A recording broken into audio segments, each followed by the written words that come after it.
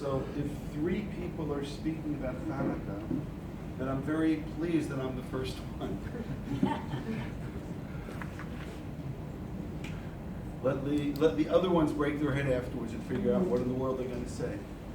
So I'm going to start off by saying that it's possible, because one never knows what other people know, but it's possible that the things I'm going to say this week or today about Chanukah are not necessarily what you expect. So let me just give you some parameters and explain what our possibilities are when we talk about something like this. Of all the holidays, Chanukah is the one that we have the least amount of information. And that's saying something considering that we have almost no information about Rosh Hashanah. Right? But Chanukah is the one that we have the least amount of information. So let me explain why I'm saying that and what exactly I mean by that. As opposed to all the other holidays who have a presence in, for lack of a better word, I'll start off by calling it scripture or Tanakh, which means every other holiday that you can think of, including Purim, has something about it. So therefore even I said about Rosh Hashanah, so it's not so hard for me to get Bashir in Rosh Hashanah. Again, I have to uncover certain things, understand certain things, what it's hinting at, what it's saying, but there's a path over there that maybe you need to uncover, but the path is there. When it comes to Chanukah, that's not the case. Moreover, when it comes to the other holidays, they tend to not only to have something in Scripture and Tanakh, they also have something in Torah Shebaal Peh, which means there's a Masechta about them. So when it comes to Chanukah, there is almost nothing. There is no Torah Shebaal Peh, and I'll qualify that, there is no Torah Shebechtav. So what in the world are you supposed to say about Chanukah? Because there's nothing which is there. For those of you who want, I can tell you now that even though Chanukah, there is no Masechet Chanukah, like we do have Megillah. So again, that's the best comparison, by the way, Chanukah and Megillah. So, for example, if you were to open up the Rambam throws the two of them together at the end of Zman, and he throws in the laws of Purim and the laws of Chanukah in almost like one within the same section. So the laws of Chanukah are going to be the third chapter of the laws of Purim. Rabbi Soloveitchik used to say this every time he would speak about it. He would always point out that the Shulchan Aruch has Chanukah before Purim, and the Rambam has it the other way around. But the reason for this is that the Shulchan Aruch follows the cycle of the year. So Purim is at the end, but the Rambam follows a conceptual cycle. So if there would not have been a Purim, he argued there could not have been a Chanukah. But I'll say it again, the information that we have about Chanukah is very, very limited. And if I already mentioned the Rambam, I'll say almost everyone who's going to say something meaningful about the history about Chanukah is going to either quote the Rambam or quote what the Rambam says without quoting the Rambam. It is so pervasive to use the Rambam as the starting point, but it's not just because the Rambam is so popular, it's because there really is nothing else. And by the way, if you want to ask a question around your Shabbos table when you get closer to Chanukah, especially Shabbos Chanukah, that it's not that the Mishnah doesn't know about Chanukah, it does know about Chanukah. Chanukah is mentioned how many times in the Mishnah? Should I give you the answer to that, or leave you to search for that? Okay, 15 times. But most of the times, or just because the date is significant for something in passing.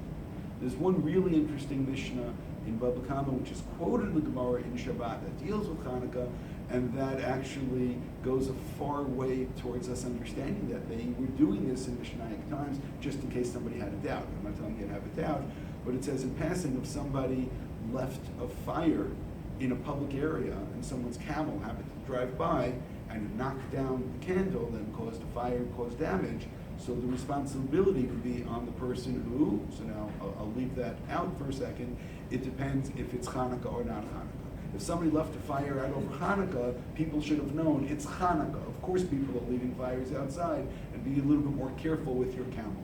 So that Mishnah is really important, because it's telling us that, of course, they were doing Chanukah. And there are people who will question everything, because once you have a little bit of evidence, then you can have all kinds of people looking for conspiracy theories. The conspiracy theories don't interest me. They don't have any ground to stand on. They were lighting Chanukah candles as far as back as we can possibly tell. But nonetheless, there may have been. There were a series of articles about this 100 years ago or so. By the way, the rabbis already were discussing when Chanukah was first mentioned. That's over 100 years ago. That was a very popular topic. So those of you just catching up, don't worry. It's not that long ago. Within the scope of a religion which lasted thousands of years, it's okay to be 100 years behind. Nothing to be embarrassed about. But there were academic articles around 100 years ago that dealt with the question that was there a particular agenda involved in keeping the story of Chanukah out. Now why that would be, we'll see if I have the time and or the patience to deal with this. But instead, what I want to do is I want to start with the Rambam, maybe we'll end with the Rambam, and we'll do a lot of things in between.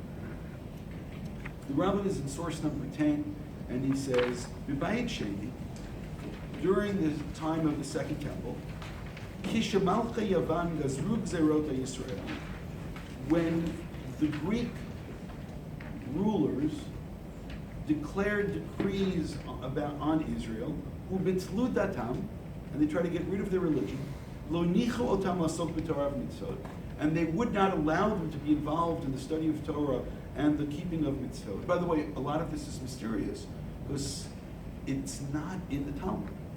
Where the Rambam got this from is interesting. There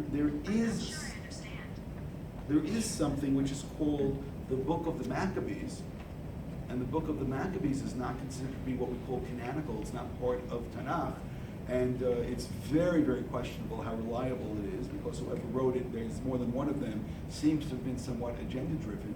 The Rambam does seem to use it at least a little bit, or maybe through a cliché, he's using something which may be quoting from something which is there, but nonetheless, he tells us about what they did. They wouldn't let us be involved in Torah. They wouldn't let us perform mitzvot. They went after our money, and after our daughters.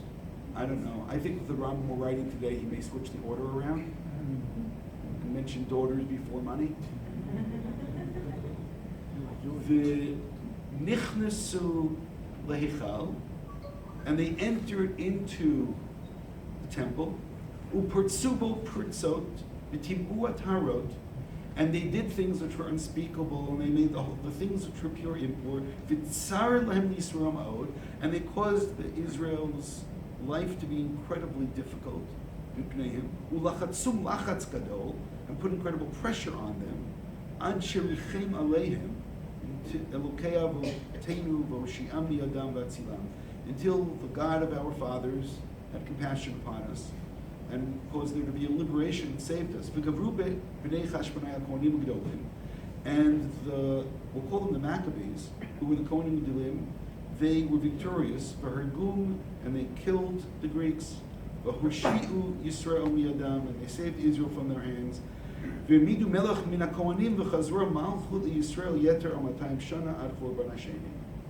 they appointed a king, and from the Kohanim, and the kingship or the kingdom returned to Israel for more than 200 years until the destruction of the Second Temple.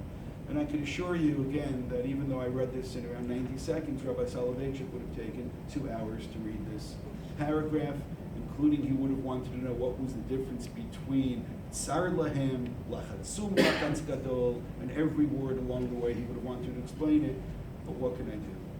I was only in a share for 3 years. I'd been there the 4th year, then maybe I could tell you what he would have said. And in the next paragraph, the Rambam then goes on to tell us about the commandment of lighting the candles, and that apparently is important as well.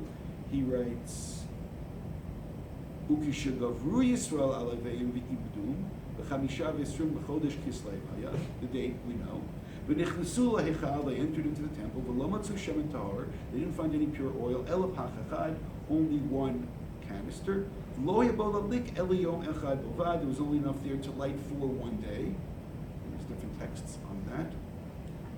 V'hidlikim menu neirot ha'ma'aracha, and they lit the candles for the baracha shmoni yamim, ad shekadshu zeitim v'otziu shemen tahor.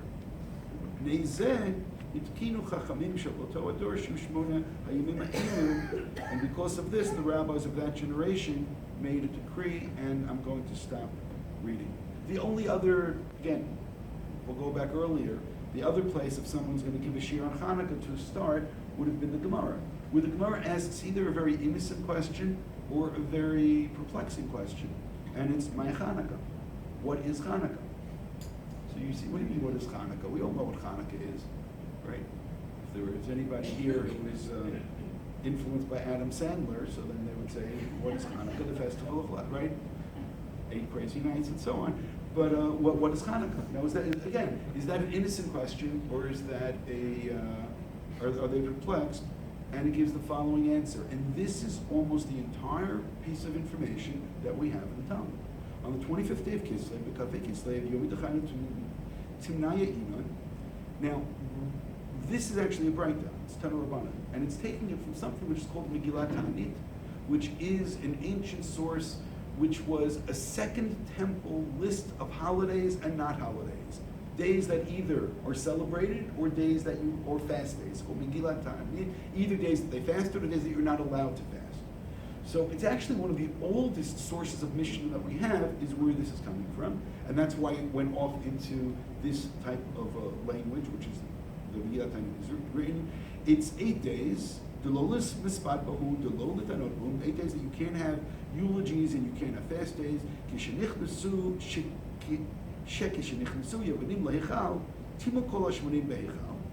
They made everything impure. And when the Maccabees were victorious, they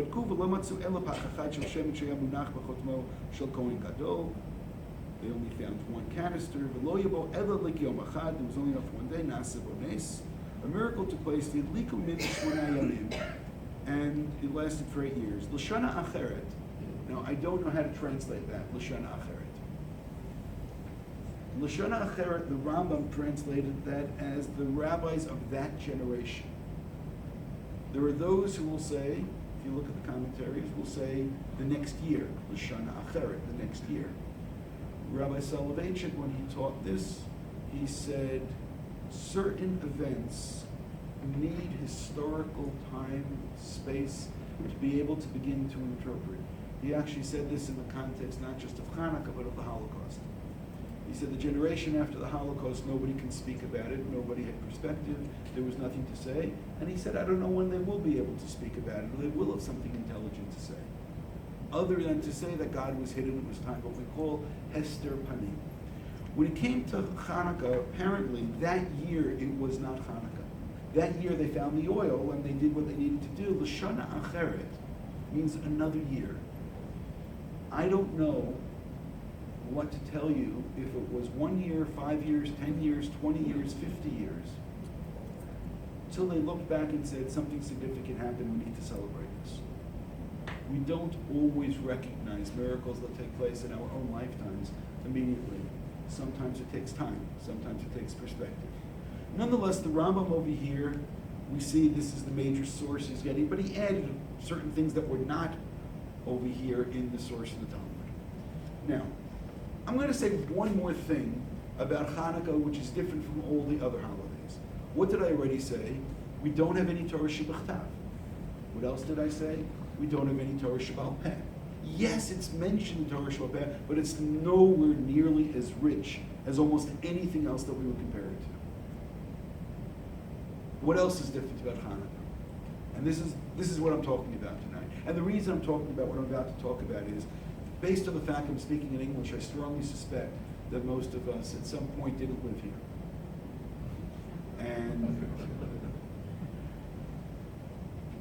And I've lived here at this point. I've lived most of my life. I've lived in Israel.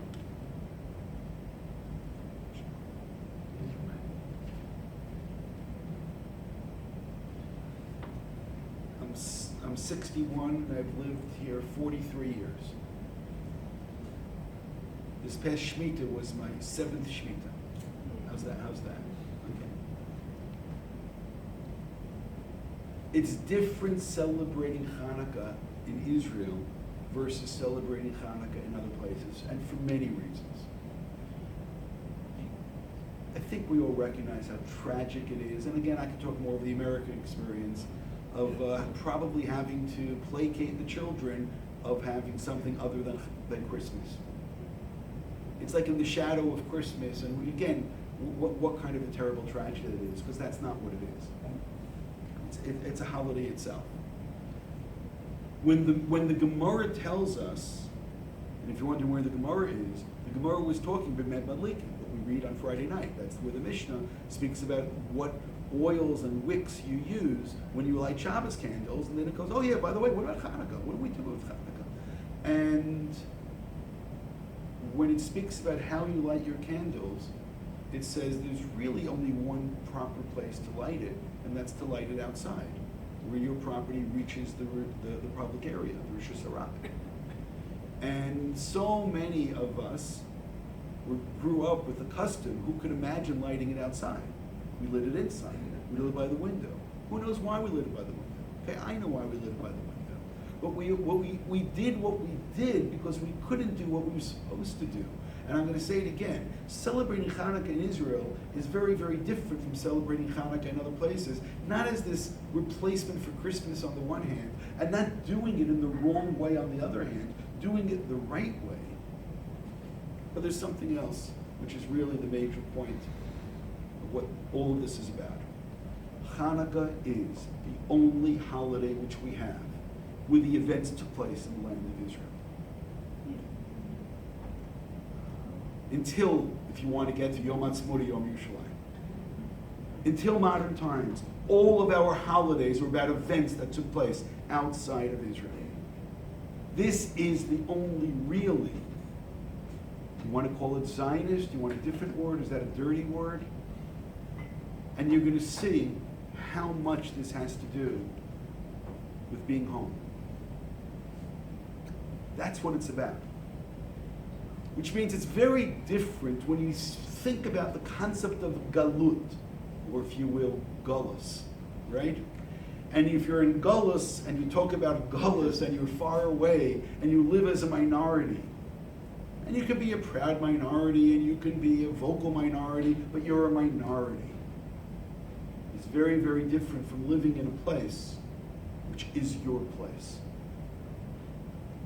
But the flip side of this is what happens when you're in galus in your own home. That's a completely different perspective. And unless you can grapple with that question, you can't begin to understand what Chanukah is. One of the first references of Chanukah in the Midrash, and it's source number 1, it goes back to the very beginning of time. Very beginning of time. Bereshit bara Elokim et Hashemayim, v'ha'aretz hayta tohu v'vohu v'choshech al pnei tehom.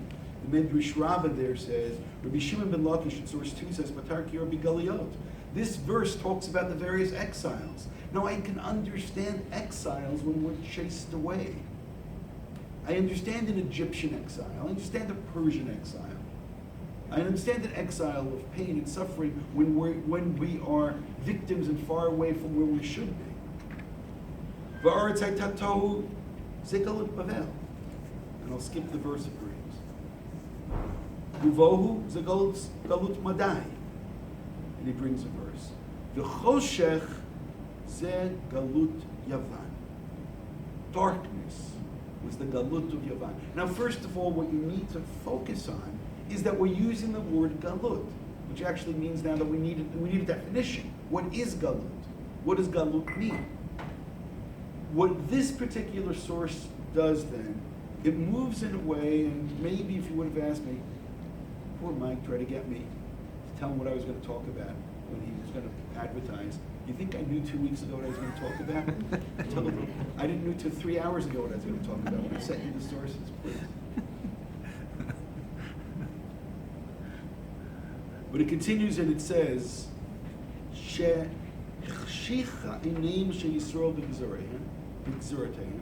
they darkened the eyes of the Israelites with their decrees. Shaito Meritlam, they would say to them, Kitfu al Karen Hashor, write on the horn of a bull, Sha'in lechem chelik b'lekei Yisrael, that you have no part in the God of Israel. Now I thought I was going to talk about that, writing on the horn. But then I realized I already have a chapter of this in a book I wrote 20 years ago, and you've all definitely read that book. So how in the world will I go and talk about that again? But it's interesting, it talks about this as darkness, and of course we know it's the Festival of Lights. It speaks a bit of darkness, and we know that the way the mitzvah we're supposed to do is out there in the public is to light our candles bright, and not as a way of trying to outshine the Christmas lights. It has nothing to do with that. Source number 3. It's something that you should be familiar with. We read it a couple of weeks ago, the Brit Bein Abtarim. V'yesh shemesh lavo v'tardima nafla al Avram. V'nei ema chashecha gedola nofelet alav. There was fear and there was a great darkness upon him. And you already know a secret. What secret do you know? You know that darkness has to do with the Greeks. You know that darkness has to do with is the opposite of Chanukah. Because you know that Chanukah is about light. And if from the very beginning of time the rabbis and the Midrash are going to tell us that darkness is what the Greeks did to us, however it is they did it, over here in this pasuk we should be a little bit concerned. And furthermore it says, Vayomer la'Avram Yodea Teda, you should surely know, Ki ger yazaracha be'eretz lo lahem. You're going to be strangers in your land. Vavadum, you're going to be enslaved. V'inu otam, you're going to be abused. Arbamot shana, this will take up 400 years. Now is not the time for me to explain exactly how I know what I know, but Rashi already will tell us right here on the pasuk. The 400 years starts from the moment that Avram has a child. It starts from the birth of Yitzchak. The 400 years begins then. And Avram indeed was a stranger in his land. I mentioned right before I started, last week on Shabbat, I said this in my shul, that Avraham looked for a place to bury his wife, but he didn't have a place. Because he's a stranger in this land, which of course that's the irony, will be his land. Couldn't find a girl for his son to marry, because he's a stranger in this land. How strange is it to be a stranger in the land which is yours? I mean, the only thing which goes on through my head is the Holocaust victims who came back to their little towns in Poland and found their houses with someone else living in it. Walked around and was a stranger in a place they used to live. And it's not yours. And that is obviously a profoundly painful experience. But it's nothing compared to be a stranger in your own home. And that's part of what's being told over here. The Midrash over here, in source number 4, over here on Lech Lecha, I already gave you all the hints. You already should have the tools. You should know. It says, we'll skip straight to the 3rd line. Gidolaz, a great darkness, Chashecha Gidolaz Zu Yavan. Chashecha Zu Yavan. Shechshicha name Sheisrael B'Gzerotea. She'atomer Yisrael Kitval Karen Ashur She'elam Chelik B'Lekei Yisrael. That they forced the Jews, they darkened the things for the Jews. They made them write this strange thing on the horn of the bulls. So keeping in mind with darkness,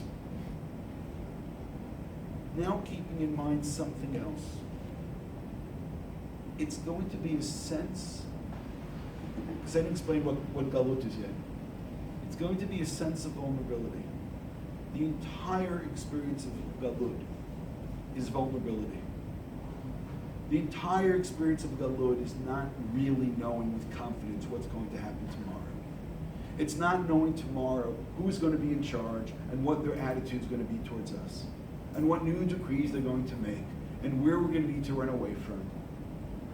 And most of us know that we can't go all that back with our families where they lived all that long, because we moved, and we moved, and we moved. And if it wasn't so much it was the moving all the time, it was the vulnerability and the fear that we may have to move. That was the main part, the vulnerability. Over here, I want to read another verse about darkness and vulnerability. It's a verse in Amos, chapter 5, source number 5. Hoi hamit avim et yom Hashem. Woe unto those who desire the day of God. Lama zelachem yom Hashem. Hu choshech v'lo or. So already you know enough to be worried about that verse. Because again, we're speaking of darkness. And yes, I was not nice enough to give it to you in English as well. And then it explains what the experience is. Kashayanus ish mipnei ha'ari. Somebody is vulnerable and is attacked by a lion. And what happens when they escape the lion? Upagu hadov. When the bear gets them. Uba habayit. And then they come home. So what should happen when you come home? You should feel safe. You should close the door. You should lock the door. You should have the sense of safety. Uba habayit v'samach yado al akir. And put your hand on the wall as if to take a deep breath. I'm home. I'm safe. And then what happens? U'nishcho hanachash. And then they get bitten by a serpent. Isn't this really all about darkness? And then you realize that darkness is even at home. We're even vulnerable at home. And there's darkness and cloud and there is no light. God said, I hated your holidays.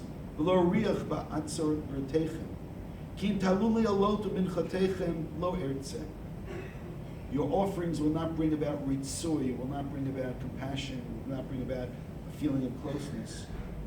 Vishelem is the korban shlamim, virechem lo abit. I'm not going to pay attention to your offerings. Which means there is a sense over here in terms of what we're talking about, this vulnerability being at home. It's not just a vulnerability, like we discussed in Galut, not knowing who's in charge, not knowing what's going to happen. We've now identified something else, and this is spiritual vulnerability. Which means we always would think that we could just, we're one korban away from making up with God. Check is in the mail. Give a donation to the building fund. All you need to do is give some stuck on, you worked everything out. But here God says, I'm not interested. I'm not interested in what you have to do. I'm not interested in your offerings. Which means the galut ultimately is Galut HaShechina. Galut ultimately is when the Shechina has been chased away. That's what Galut is. But it's one thing to be in Galut and the Shechina was chased away. Another thing to be in the land. And you're looking around and where is the Shechina?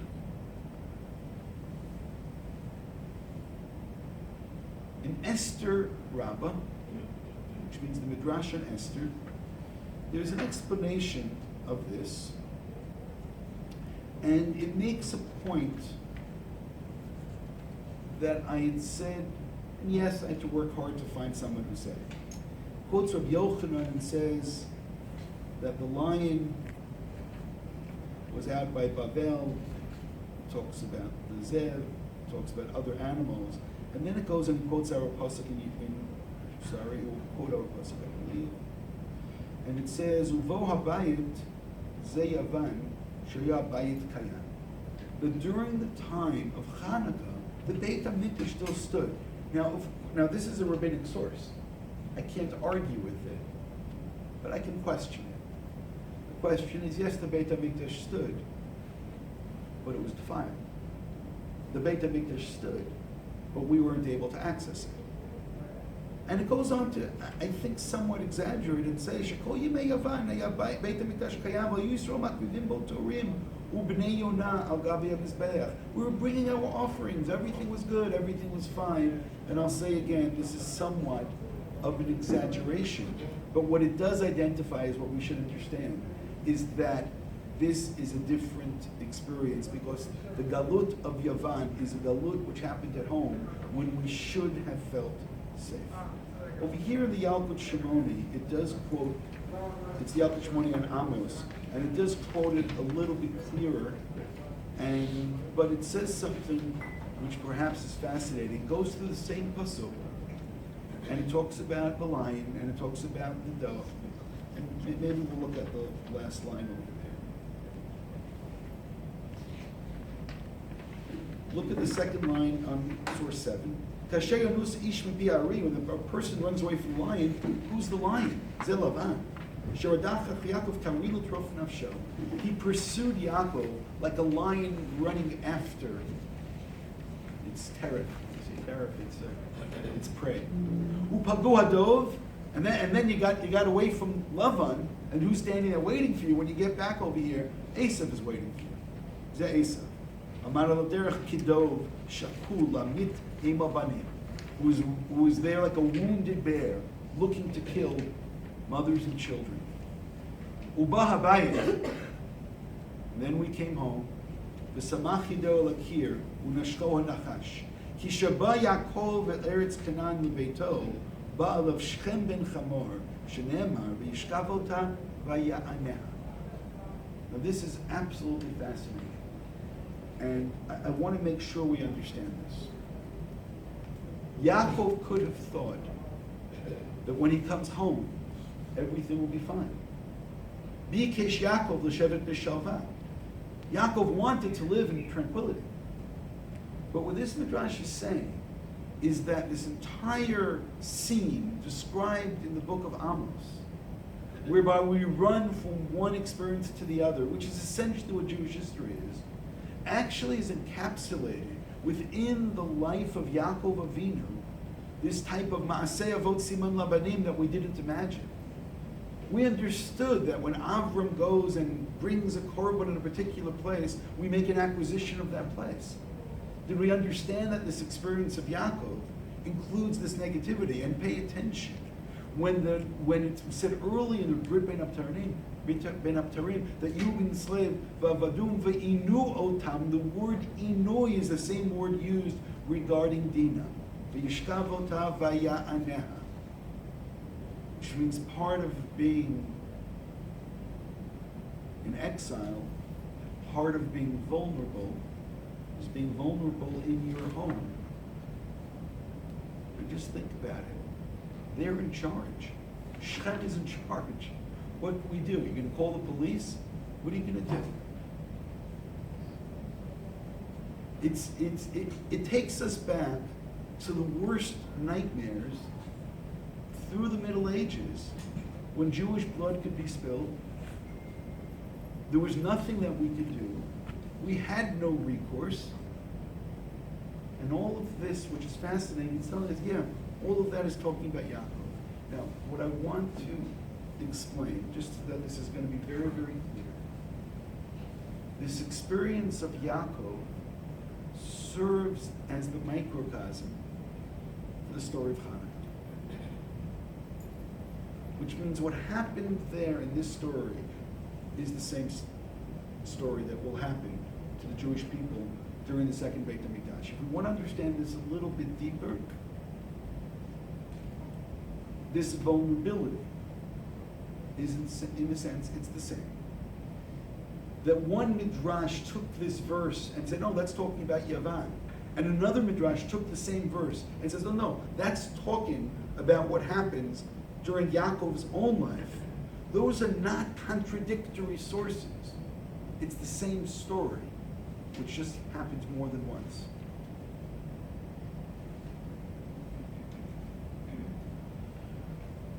The main thing I wanted to learn with you today is source number 8. It's very long.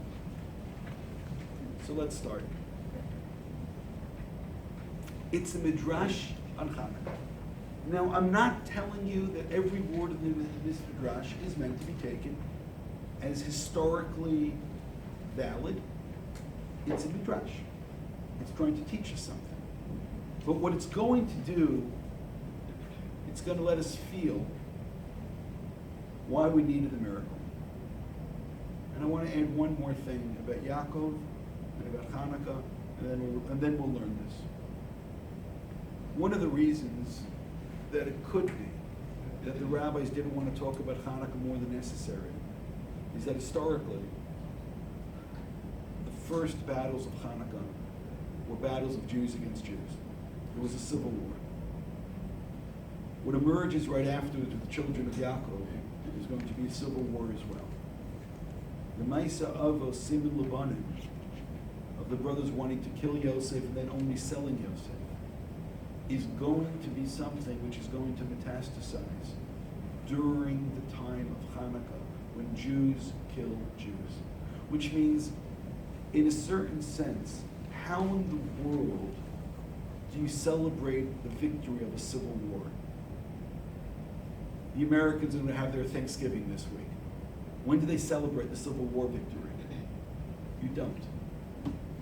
You can't celebrate a civil war. Eventually, the Greeks got involved as well. Again, don't misunderstand me.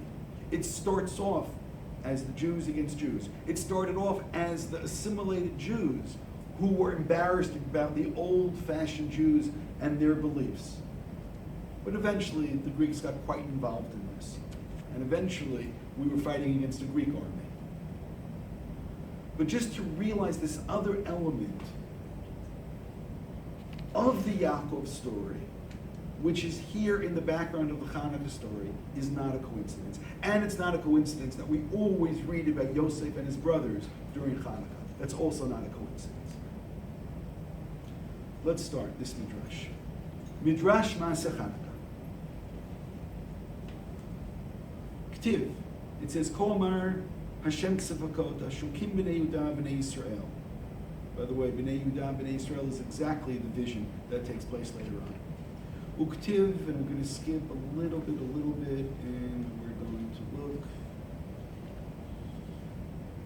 Amru b'nei ha'yevanim nitchayev mikrazeh sharimu soda Yisrael Amru bo nechadesh aleim gzerot ad sheyab'itu be'eloheihem v'yaminu be'avodah zarah shalanu.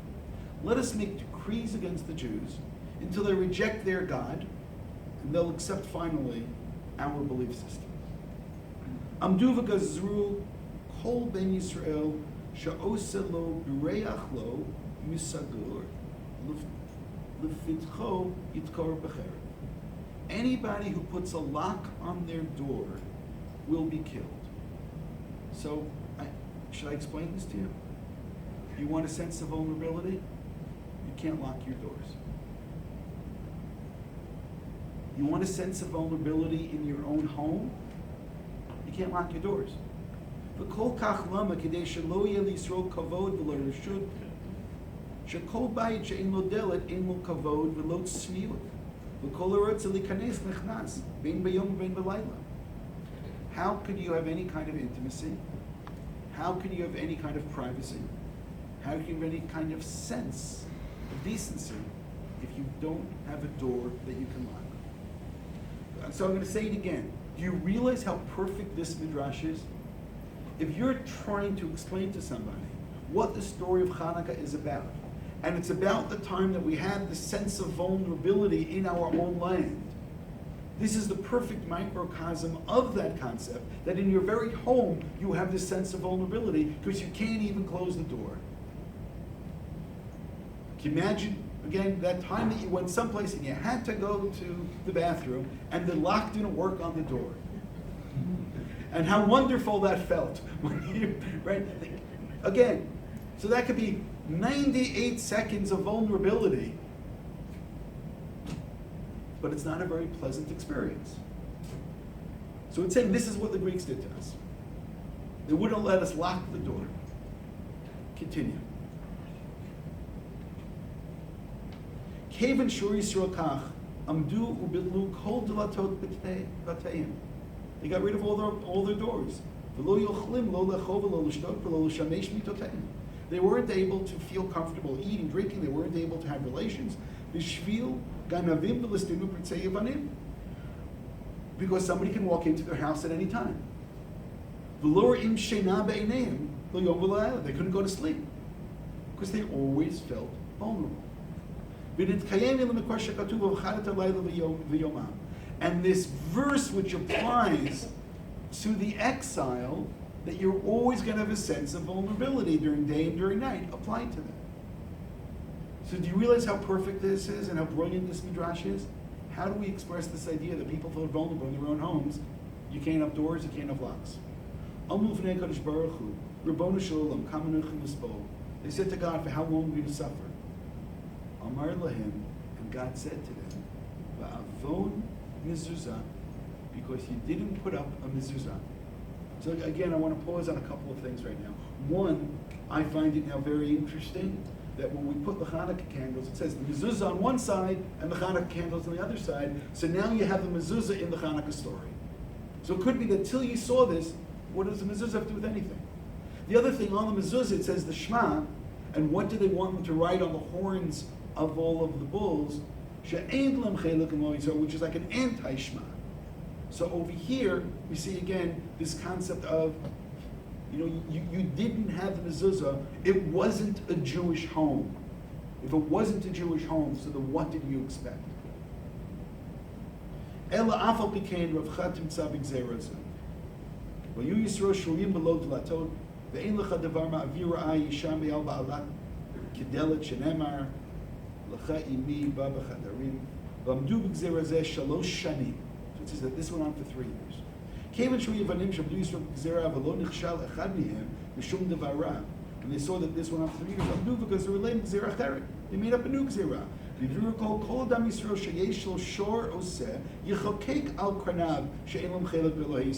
Again, we see the same concept right on the horn that you have no part in the God of Israel.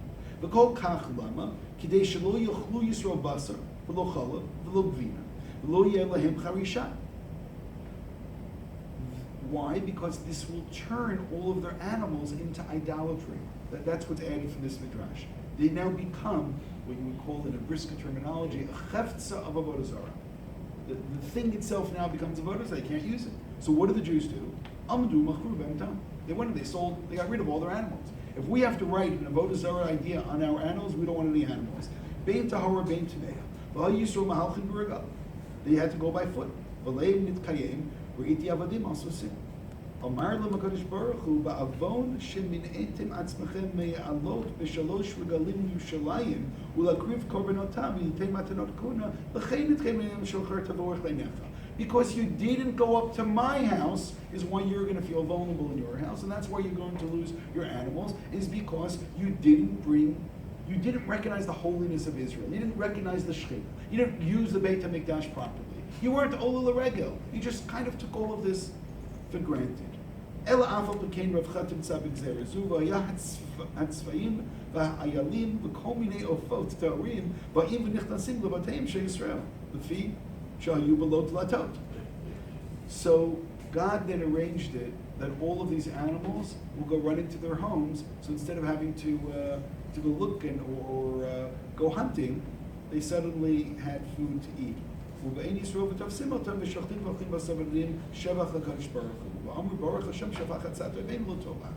God turned v'nafachu. This is a Purim theme. V'nafachu, and He turned the gzeira into something which is good. She'ilu hoydel total levatim heichatakol seida nichnas eretzleim.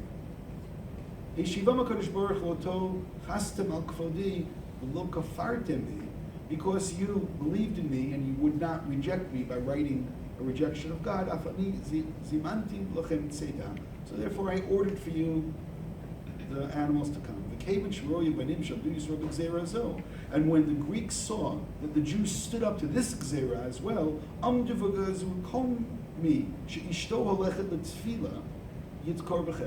any woman who wants to go to the mikveh will be killed.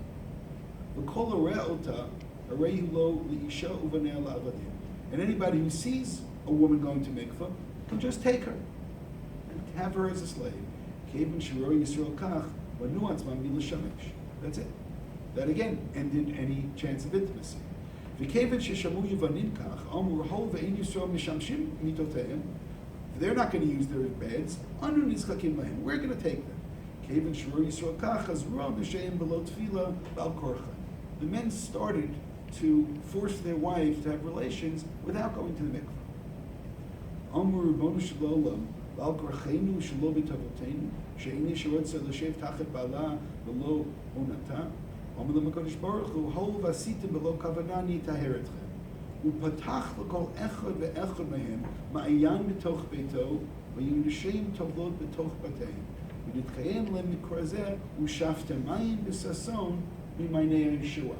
God did a miracle, and a stream was opened up under every single home, and a kosher mikveh appeared in every single house.